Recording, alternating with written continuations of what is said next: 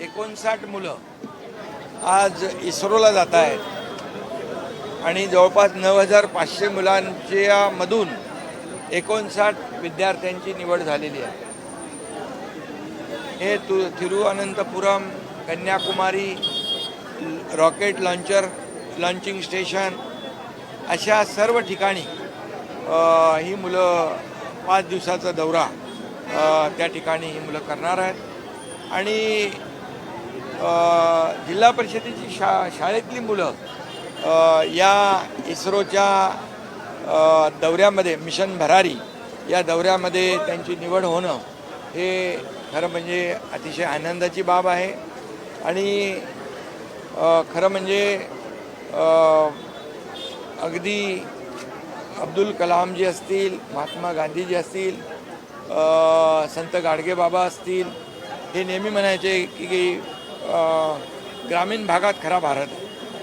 आणि ग्रामीण भागातली मुलं आज इकडे इस्रोला जात आहेत आणि विज्ञानाचा अभ्यास करण्यासाठी त्या ठिकाणची माहिती घेण्यासाठी हे जातील आणि खऱ्या अर्थाने एक वैज्ञानिक दृष्टिकोन त्यांना अनुभवता येईल। आणि ही 59 मुलं जी इस्रोला त्यांची निवड झालेली आहे यांना 26 जानेवारीला मी जिल्हाधिकारी आणि CO आणि शिक्षण विभागाच्या अधिकाऱ्यांना सांगितलं की यांचा दौरा नियोजित करा आणि त्यासाठी 50 लाख रुपयांचा निधी तरतूद त्याची केली। त्यांना सर्व सोयीसुविधा त्या ठिकाणी मिळतील असं नियोजन केलेलं आहे।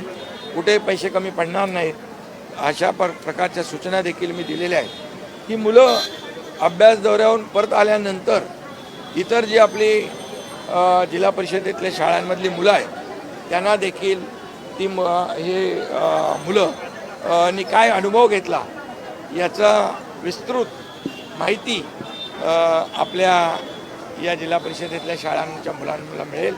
आणि खऱ्या अर्थाने एक जे आपण प्रत्येक बाबतीमध्ये विज्ञानाच्या बाबतीमध्ये एक क्युरियासिटी असते, कुतूहल असतं, हे या दौऱ्याच्या माध्यमातून जे आहे प्रत्यक्ष त्यांना पाहायला मिळेल, अनुभवायला मिळेल।